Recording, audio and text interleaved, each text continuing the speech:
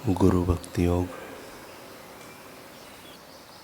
इस दुनिया में उत्तम वस्तुएं अत्यंत अल्प मात्रा में होती है, जैसे कि कस्तूरी, केसर, रेडियम, चंदन।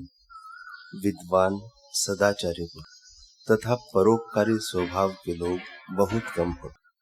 अगर ऐसा ही है तो संतों, भक्तों, योगियों, पैगंबरों, दृष्टाओं तथा आत्म साक्षात्कारी गुरु के विषय में तो कहना ही क्या। आप अगर आत्म साक्षात्कारी गुरु की सेवा करेंगे तो आपके मोक्ष की समस्या हल हो जाएगी। अगर पावनकारी आचार्य की सेवा में जीवन बिताओगे तो जीवन कृतार्थ हो जाएगा। महात्माओं का संग ईश्वर कृपा से ही प्राप्त होता है। इस माया का रहस्य कौन जान सकता है? जो कुसंग का त्याग करता है, जो उदार हृदय वाले गुरु की सेवा करते हैं, जो अहम भाव से मुक्त है और जो ममता रहित है, वे इस माया का रहस्य जान सकते हैं। स्वामी अखंडानंद जी कहते हैं कि एक गुरु और चेला दोनों यात्रा कर रहे थे। यात्रा करते करते वे दोनों जंगल में पहुंच गए। सब जगह बिच्छू, सर्प और कीड़े, कहीं सोने बैठने की जगह नहीं दिखाई पड़ी। वहां किसी व्यक्ति ने जंगल में एक मचान बना रखा था। दोनों ने देखा कि यह मचान तो विश्राम करने लायक है। गुरुजी चेले को बोले, बेटा तू चेला है और तुझे तितिक्षा का अभ्यास नहीं है। अभी सहन शक्ति ज़्यादा नहीं है। ज़्यादा तू थोड़ी देर इस मचान पर चढ़ के विश्राम कर। लेकिन जब मचान का मालिक आवे तब कुछ बनना नहीं। अब वह गया और सो गया। गुरुजी महाराज टहलने चले गए।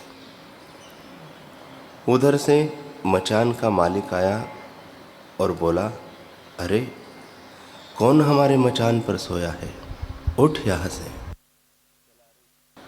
तो चेला बोला, भाई मैं फकीर हूँ, तुम्हारे मचान पर लेट के विश्राम कर रहा हूँ।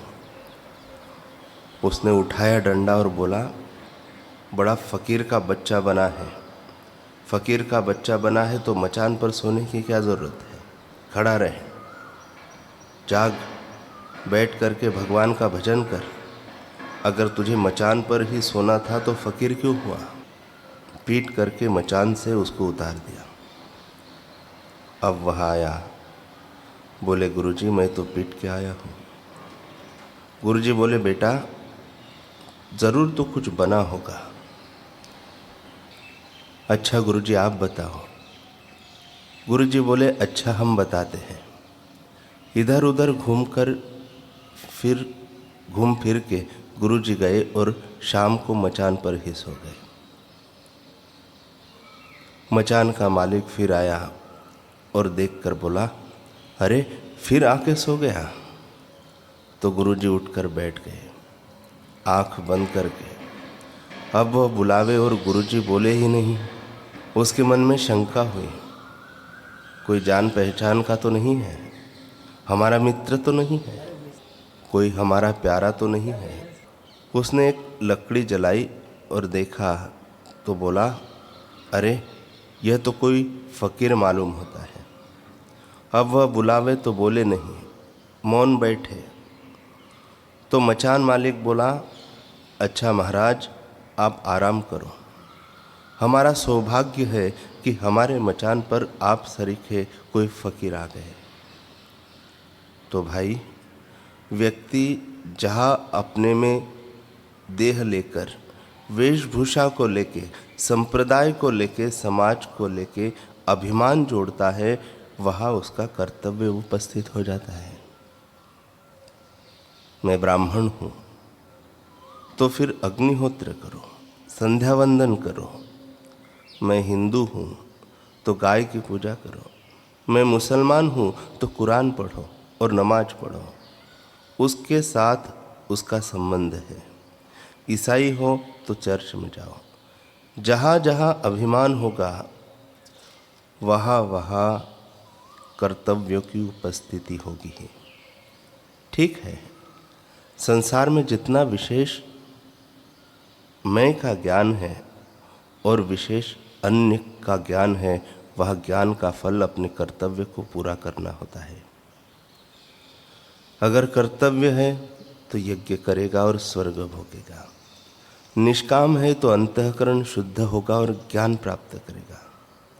लेकिन भाई, यह निर्विकार आत्मा का, अविक्रिय यानी विकृति रहित आत्मा का जो ज्ञान है, यह तो दूसरी ही चीज है।